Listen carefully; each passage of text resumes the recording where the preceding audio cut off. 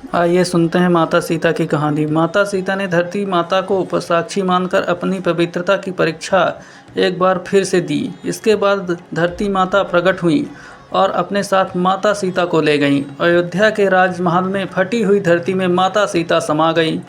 इस घटना से प्रभु श्री राम बहुत दुखी हुए और जीवन को त्यागने का निर्णय लिया। आइए विस्तार से जानते हैं रामायण की कथा। रामायण कथा के उत्तरकांड अयोध्या में सीता दो पुत्रों के जन्म की कहानी बताई गई है। कई लोग उत्तरकांड को उत्तर रामायण के नाम से भी जानते हैं।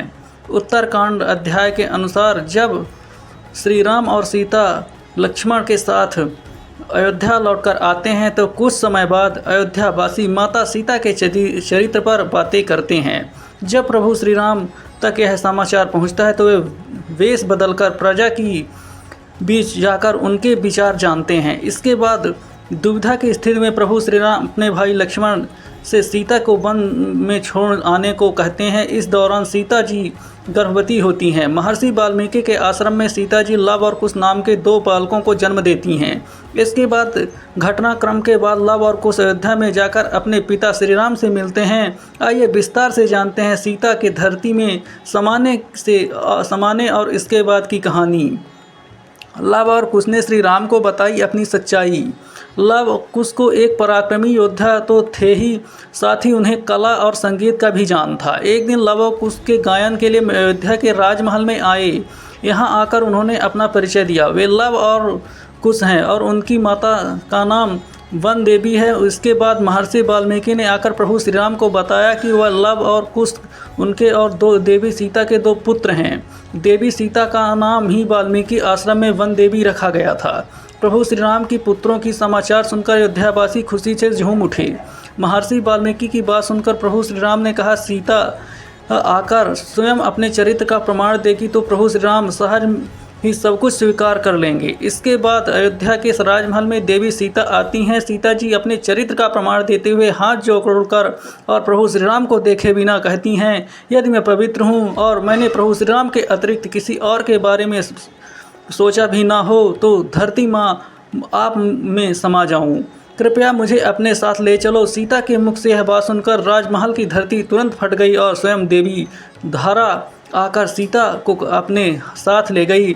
अपने सामने ऐसी विचित्र नज़ारा देखकर राजमहल के में मौजूद लोग वैसे ही खड़े रह गए और सीता माता धरती में समा गईं। सीता जी के धरती में समाने के बाद प्रभु श्री राम का क्या हुआ? सीता जी के धरती में समाने के बाद प्रभु श्री राम भी इसी संसार को छोड़कर चले जाना चाहते थे, लेकिन महर्षि वाल्मीकि माता कौशल्या सहित अन्य वरिष्ठ जनों के समझाने पर श्री राम ने अयोध्या पर शासन करते हुए अपने पुत्र लव और कुश का पालन पोषण किया। श्री राम ने पिता होने का कर्तव्य निभाते हुए लव कुश का पूरा ख्याल रखा। रामायण कथा के अनुसार श्री राम ने 30 साल और 6 महीने तक अयोध्या में शासन किया था और जब राम की आयु 70 साल की थी तो उन्होंने अयोध्या राज्य को छोड़कर जल समाधि ले ली थी। इसके बाद पीछे भी एक घटना है। प्रभु श्री राम को धरती छोड़कर जाने की घटना। अयोध्या में शासन व्यवस्था सुचारू रूप से चल रही थी। एक दिन स्वयं काल यमराज एक ऋषि का रूप लेकर भगवान राम से मिलने आए और इस दौरान ऋषि ने श्री राम के वचन लिया कि उनकी गोपनीयता की बातों में के दौरान कोई भी भवन के अंदर नहीं आना चाहिए। अगर ऐसा होता है तो बीच में आने वाले व्यक्ति को इस भूमि को छोड़ना होगा। श्री राम ने ऋषि की बात मान लिया और उन्हें लक्ष्मण को दरवाजे पर पहरा देने के लिए खड़ा कर दिया। उधर काल अपनी असली रूप में आ गए और उन्होंने श्री राम से कहा कि अब धरती पर उनका समय समाप्त हो गया है, इसलिए उन्हें वैकुंठ लोक जाना होगा। काल की ही बातें अभी खत्म नहीं हुई थी कि इतने में लक्ष्मण जी बिना आज्ञा भवन में आए और कहने लगे, भ्राता राम अपने आपसे मिलने दुर्वासा ऋषि आए हैं, वे तुरंत ही आपसे मिलना चाहते हैं।